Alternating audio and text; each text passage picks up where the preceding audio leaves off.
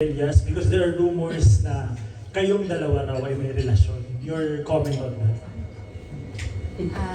Yun naman po, actually bilang manager po, syempre si Elias naman bilang magkatrabaho, tinanggap ko talaga siya bilang kapatid na. Yung turing ko sa kanya, kasi once na kayo ay magkatrabaho, kailangan talaga meron kayong communication at lalong-lalo na magkasundo kayo.